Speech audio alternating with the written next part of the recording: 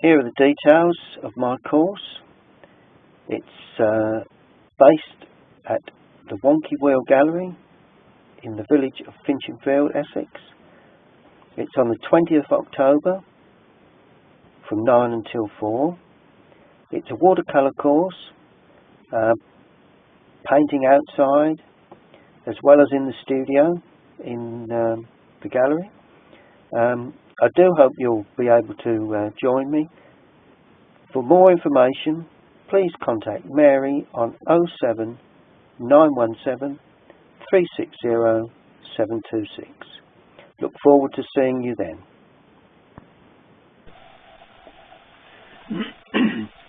Well, here we go again with another video looking at Finchingfield. I'm going to start off purely with the sky again. This time, most of it is the buildings, so most of the composition. So this time, I'm going to start with just a simple blue sky. So plenty of water, plenty of paint, and just put a wash on. Now I'm going on to dry paper. When you go onto dry paper with a clean wash of colour, you need to have a well-loaded brush, and you need to keep loading that brush. So important to keep a flow of paint, and as you work your way down, you just add more water, and that way you get a nice clean wash that begins to get a little lighter in the lower area. That's what I'm looking for, just a basic clean wash. Now I'm going to go over the sails of the mill because I'm not going to use masking fluid, so they will be darker than the sky, so I need the sky to be very light where the just keep that damp, must keep that damp, a bead of water hanging there. That's the way you do a wet onto dry wash of colour. Just lift that back up, like that to be on the roof if I can help it. Not a major problem. Mustn't get too fussy, otherwise it become too tight and loose, tight and formed. So right, now we can go over the mill, and I'm trying to keep that pretty much light so that it will, although it's white, it will still appear slightly darker than the background, the sky. So that's the idea of it. Pull that across, so let's just be careful. See, once you paint back, you get lines, and there we are. Look, we all do it. There you go. Shouldn't have done that. There you go. Never mind. That's how watercolour painting is. Anyway, let's just spread those out. Right, leave it. Let's not get too fussed with anything. Good. So that's the first wash. Now I'm going to put a little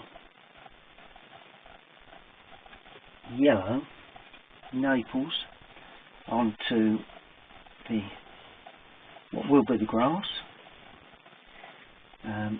Naples with a little blue, a little bit of the cobalt in just there, just to give it a slightly fresher look. And we do have some richer yellow, so I'm using the cadmium with cobalt here, just where I'm going to try and pick around those, not use masking fluid, so try and pick around those areas of railings, which is not easy to do, but I think we can do that. Okay, now we paint the building. Well, let's just use light red, nice red brick with a bit of yellow in there. I'm using the same part of the palette as I put the Naples yellow in, just to give it a bit of oomph, really. I'm only doing what I'm going to do the sunlit sides. So that's the first thing I'm going to do, is the sunlit sides of all of the buildings. If you remember, I did the shadow sides on the first one. Well, I'm reversing that technique, and I'm going to use the reverse technique to that, which is all the sunlit sides go. And that is a touch sunlit there, but with a sloping angle there. That's it. This is also... Oh, I've missed the window out. Oh well, let's just paint it in then, like that. There's the window.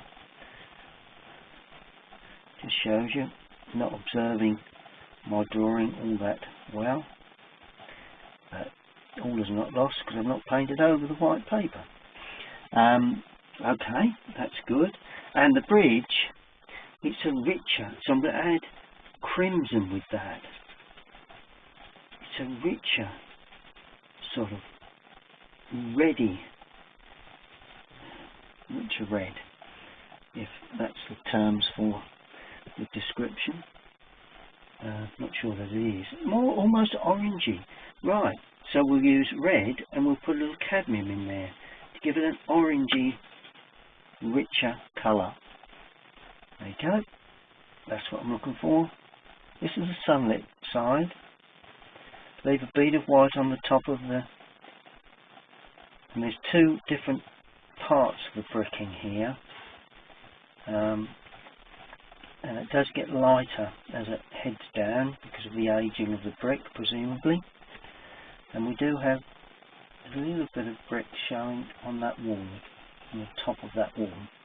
Now, to get it lighter, I'm just going to go like that.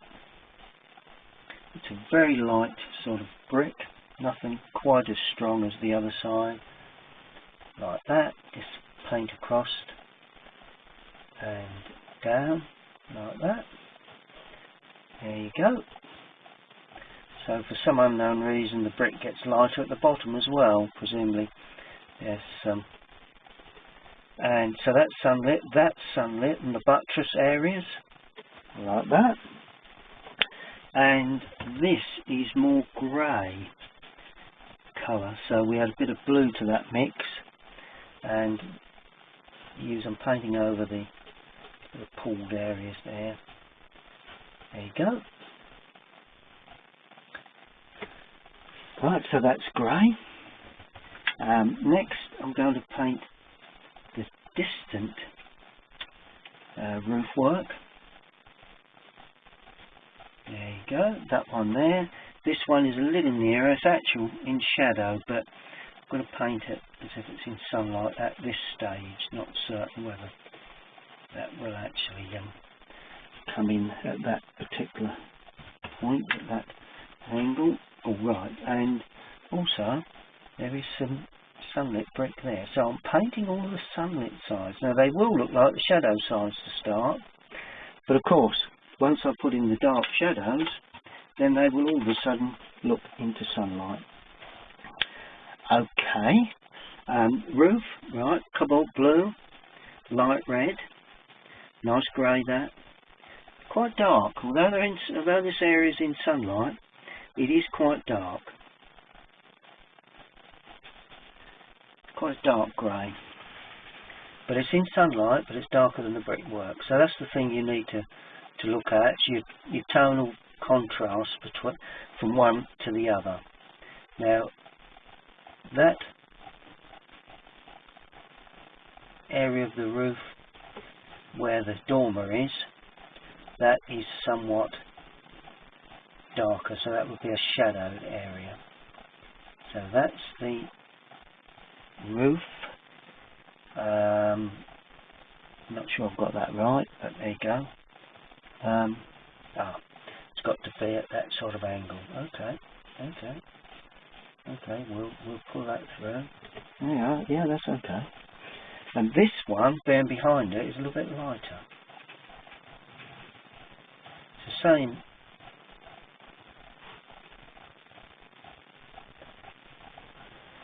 That's it. Same slate, but it's a little bit lighter. Good. So that's the sunlit side. The rest is white. Let's put a bit of road in. Well, there again, that's of a grey, and we may as well use it grey. You can put it in any colour really. Just watch to maintain the figures and fencing white. at this stage. And as it comes towards us, I'm adding a little red to that.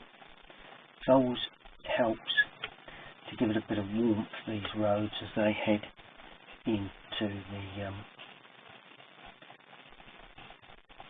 towards us.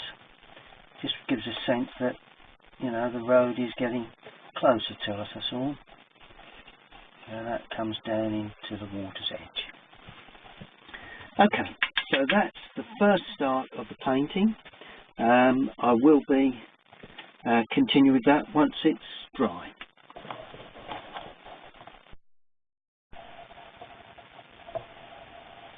Okay, next stage of this painting is the windows. So I think I'll use ultramarine and light red for the windows. Not a bad thing to do. Ultramarine, light red. Keep it fairly dark. A bit more blue in the windows at the back, and just stroke them in pretty simply, really. You can't actually see those windows there, but these you can. They're quite dark, actually. It's probably due to sunlight, and oh well, the sun's come out again. Look, shows up.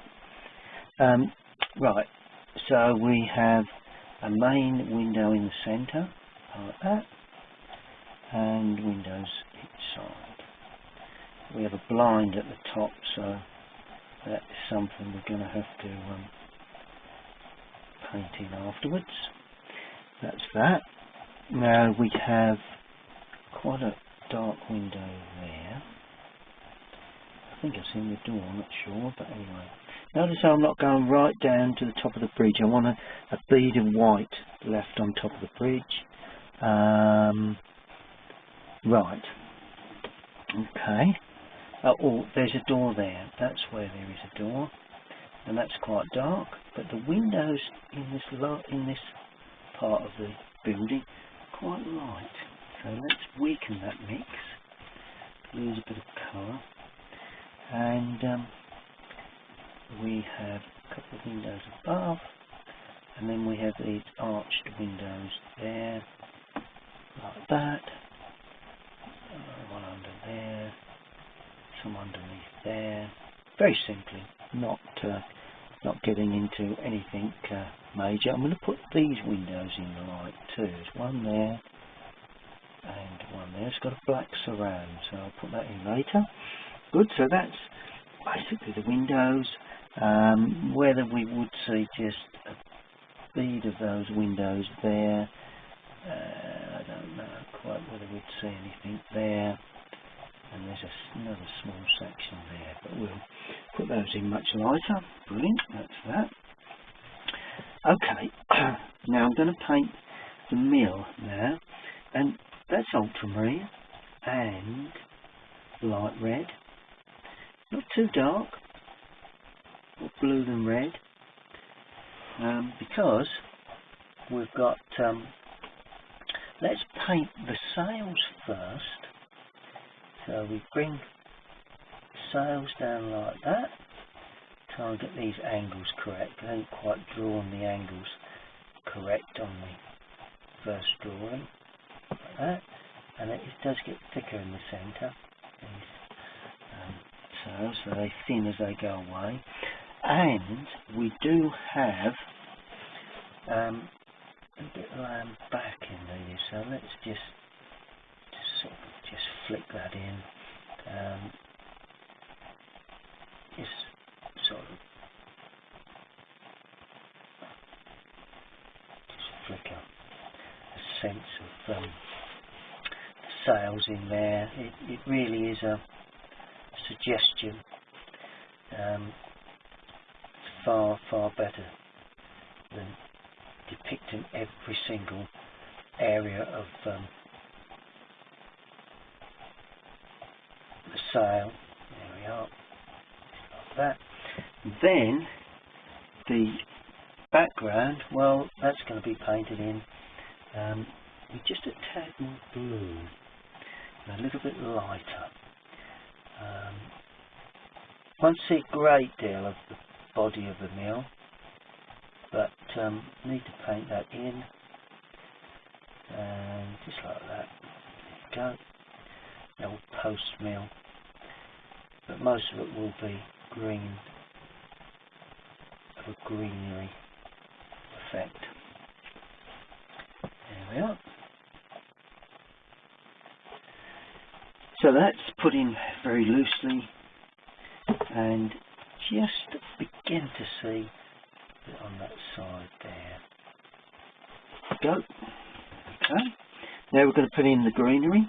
Well, we've got the green on the left. That's going to be quite dark. Let's bang that in dark. Let's use this. Let's use another brush. Let's use a brush that's quite warm because it gives me a more open effect. I'm going to use ultramarine, cadmium yellow, burnt sienna, and Prussian blue. Those three colours will give us that. Start off with a bit of cadmium. Not too much paint on the brush, because I want to get the feeling of overhanging branches. And dragging across the paper like that, keeping that open at the top. Not going to go over that chimney, I don't think. Now as we come down, add more blue, more brown, more burnt sienna, and that will make it a little bit darker. And just so it overhangs that area there, putting one or two little touches of dark at the top. There you go. And then we go quite dark, more blue, more brown. There's a slightly autumny feel to this now, and just bring that across like that. And as always, when we hit the bridge area, we must make certain that we finish with a small bead of white. There we are. Okay, I've just attended to a little bit of greenery there as well. Right, next stage will be got the windows in. Oh, a little bit of dark sort of paintwork onto the edges of the building. A little bit of black, well, potentially black. I don't use black. I always use ultramarine and burnt umber. I might as well paint it in this brush anyway. Don't be too dark, but it does need to be quite dark. And we've got a barge board there. We do have a board running over there with some signage on, a little bit there and a little bit there. That's good. We also have a black area across the top there. We have a black sill, or dark sill, barge board down there, and a tad down there, under the gutter. Notice I'm not being too fussy with that, making certain that just keep an eye on where it is. Oh right, there's a bit more here as well. Back there is a little area. There's also a touch on top of those windows. A touch on there. Maybe a touch under the sill. There. That's it. Just get rid of that. We don't want that. There is a downpipe there. I don't know where to put that in. I suppose I can. Tucks back in like that. Don't want that to be very, very wide. I want that to disappear there. That's good. Okay. That's looking good. Let's just put a dark door on there. Just a dark green door. Steps running up. That's fine. It's not an important area. And now we're going to look at painting the shadows.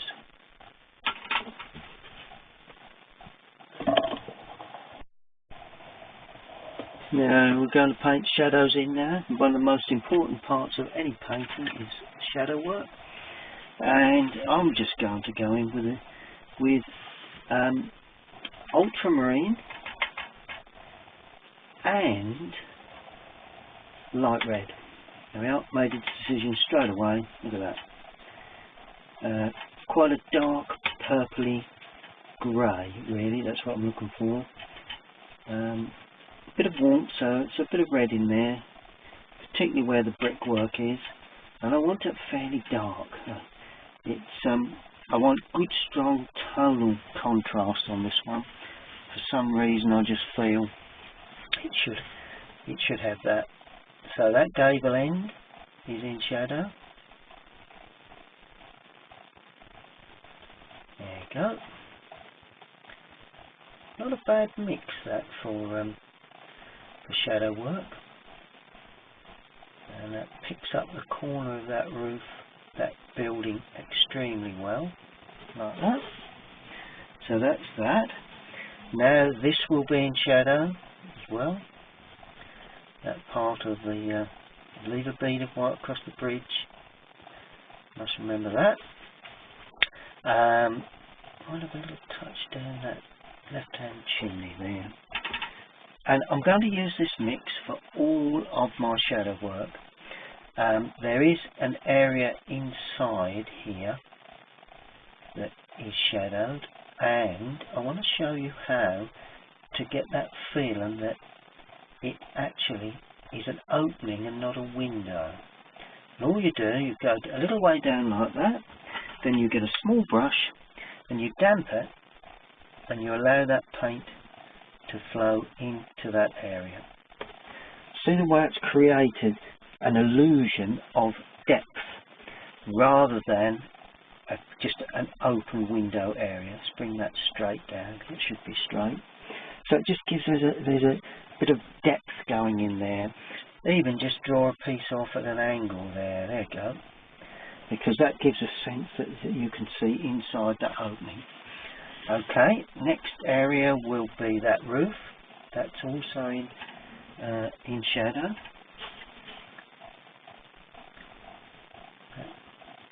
Dormer roof.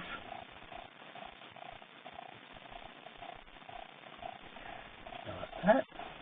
Good, good, good. Oh, the sill I've done. Yep, yep. Okay, so that's that. Oh, there is an area here for that buttress that will, all of a sudden, that buttress stands away from that wall and into the water. Till you get that in, it's not the case. Now, another thing is the opening to the bridge. Now, I'm starting off very blue. You can't actually see inside because it is so dark, right? So we come down like that, right? At that sort of angle. It's the angle of the bridge itself. Then potentially we come into the water. Now I'm going to add a little bit more red and make it a little weaker now as we come down. And I'm actually going to continue with the arch of the bridge in the water. There we go. See the way I've got a watery effect by using a jagged edge? And there's depth there, nice and blue, so you get a feeling of depth. Okay, now with this blue, I'm going to now start. There is an overhang, or there's probably an overhang shadow there, right, from the roof. That's good. There's a slight overhang shadow there.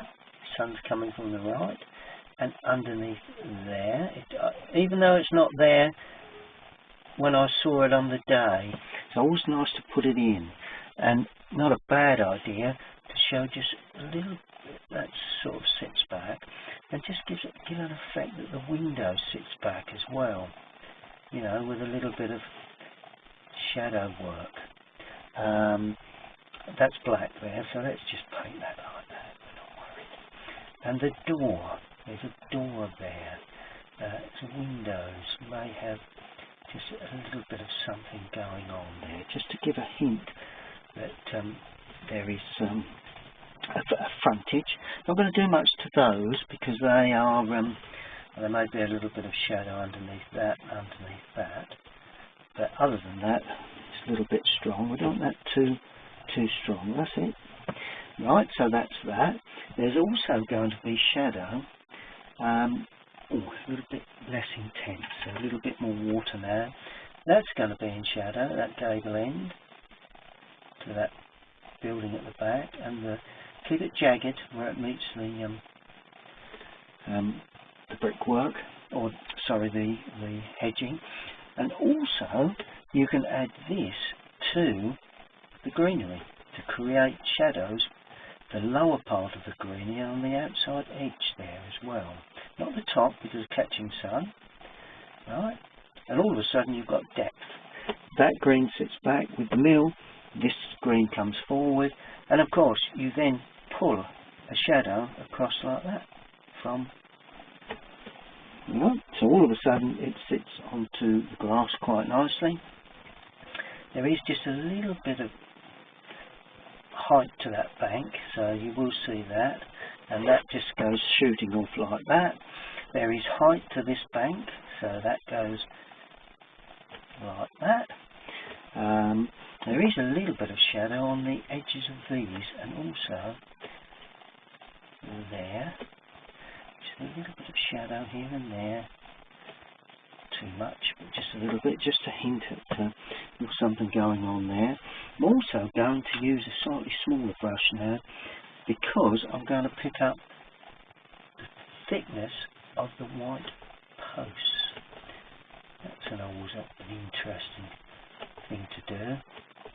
That's just a bit of shadow down the left hand side of the white, and also on the underside of those bars. Whoops, that's a bit thick, that doesn't matter. The underside, particularly where the figures are standing, because that will show that they're leaning on the bars themselves. Typically what you'd see at Finchingfield. There you go. A bit of shadow work down the left hand side of the figures and coming from their feet also. So that's okay. That's looking good. I'm going to use the point of the brush just to hint at a little bit of bricking, like coping stone along the top. These are black, but I'm just depicting those as if they've got a bit of shade on there. Good, good, good. That's looking good. Ooh. Now this is also very dark. Same two colours, light red. A bit more red in this because it's actually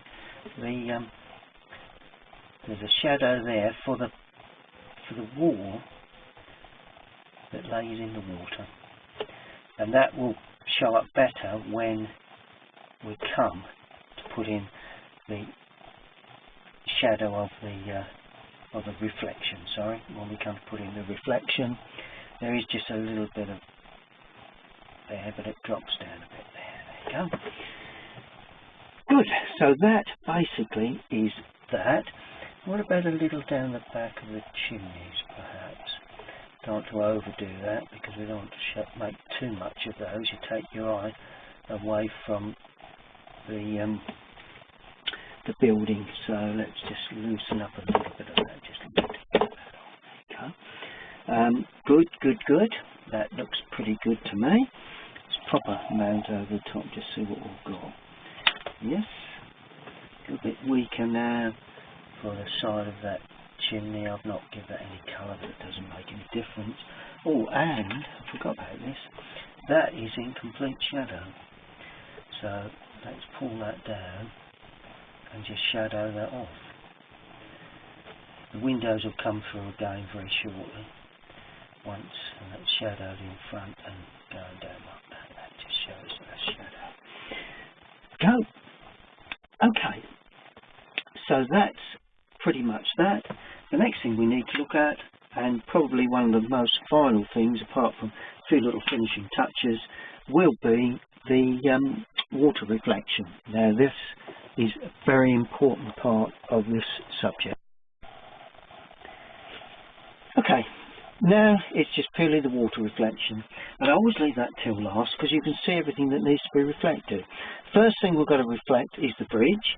So we just pick up a bit of that colour that's in the palette of the bridge, and we quite simply run across the paper like that, leaving some little patches unpainted, not too many, doesn't want to be sort of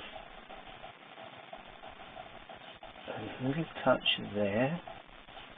That's it. And this really is all you need to do. A lot of people do, they overdo their just got to put the shadow from the buttresses in. They do overdo their water. There we are. Then we have the bank. So that's this, and the a little bit more blue in this. We've got the reflection from that buttress running like that. Same there. Just keep it all rough and loose. There we are. And then the reflection from the wall, the supporting wall. There we go. It's quite uneven, and I always pull the brush across the paper to keep the jagged edges quite flat. Okay, now we have slightly weaker, perhaps, for the building. I've got a bit of the corner of the building there to come in, and above, leaving the window itself.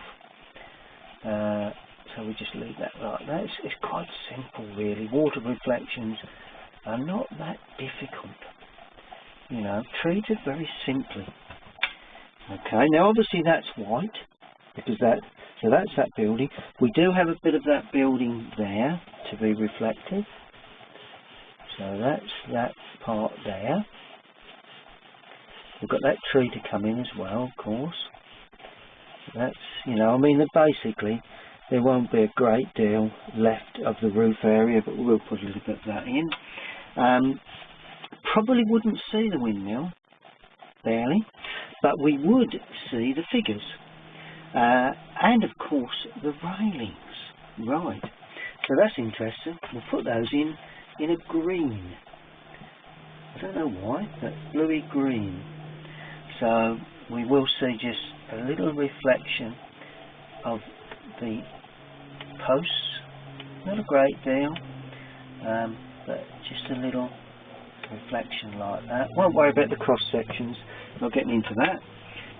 The window areas, there again, nowhere near as dark as the window, because, and we just put that in like that and like that. Depicts that window, and we may as well just put a little suggestion of that window in as well. Yep, that's looking quite good. Then of course the sky. Now that's interesting too. Very weak blue-grey into this area. That's it. Very weak blue-grey for the sky. Okay. And just watch where we come. A little bit stronger at the top edge. Leave plenty of white. Vital that you leave plenty of white. There we are. Begins to look like a reflection. A little bit of dull red for the figure. I've used a strong cadmium red for the figure itself, but I don't want the reflection to be as strong. So we've got sort of like a hint that there is a figure there, like that. Sit in the water, and this one will be blue. There again, not as strong as the blue that the figure can show. There we go. That's it. It's just a suggestion of this. It's all it really needs. It doesn't need anything more than that. Good. That's looking quite good as a general water reflection. Do you know what we do to make that look deep rather than just shallow? We get Windsor blue, or Prussian blue in this case. Mine's Prussian blue. Plenty of water. Right. Make certain that's completely dry. It must be dry because we don't want that to. And all we do is lay on a weak wash of that colour, like that, without removing the underpainting. Can you see the way that then begins to glaze off, leaving one or two little patches unpainted, because that denotes reflection and movement in the water, particularly in the foreground. There we are. This denotes a bit of movement in that foreground pond. Allow that to dry, and the water will all of a sudden reveal the markings that we had on there. Good. And to be fair, I'd recommend not doing any more than that. Now all I'm going to do now is to use quite a dark paint, just dark brown, burnt umber, a little bit of blue in there, to sharpen up. Along the waterline, quite often we get a dark area where there's dampness. There, there and there. Just where there's dampness, get a little bit darker than that. A bit more blue in there. Maybe too weak with this passage. Along this bottom edge there will be some little touches. It's just a matter of, I don't know, it's lining really, you know, it's suggesting, sorry, and you know, some little touches going on there. I don't think we got some soldier bricks. We may very well have some soldier bricks, and if that's the case, then we need to suggest those in a few places, like that, just to show that there's some bricking running around, and you can just join that up, just gently, just suggesting a little bit of detail. That's pretty good. I don't think we've got too much more to do to that, actually. Just sharpening up a couple of bits and bobs there, getting that under there. Yeah, or we will just sharpen up. Oh, it's got a red top to the roof. Has it? Perhaps it hasn't. Well, I'm going to give it a little bit of a red. The reason, and a little bit down that gable end. Just a suggestion, just to sort of sharpen up things with a little bit of red on there. Not going to do anything to the back, and to be fair, I think that really just needs a signature. Oh, hang on. I always see something, don't I? There's red brick here, which I've not actually put in. That's red brick. Down to the... There we go. And then we're going to just suggest where that building sits on the ground. It just shows it where it goes around the corner. So there. But other than that, one or two little touches there, just a turn. Other than that, it just needs a signature. And we'll put that fairly high up and fairly well in. I'm not sure where the mounting will be at this stage. And that is how you paint a very simple, it's a very simple rendition really of a mill. It just needs a mount larger than that, but basically it's a very simple rendition of the mill in the distance and the buildings and bridge at Finchingfield. Hope you've enjoyed that. Stay tuned, and we'll be uploading more videos very shortly.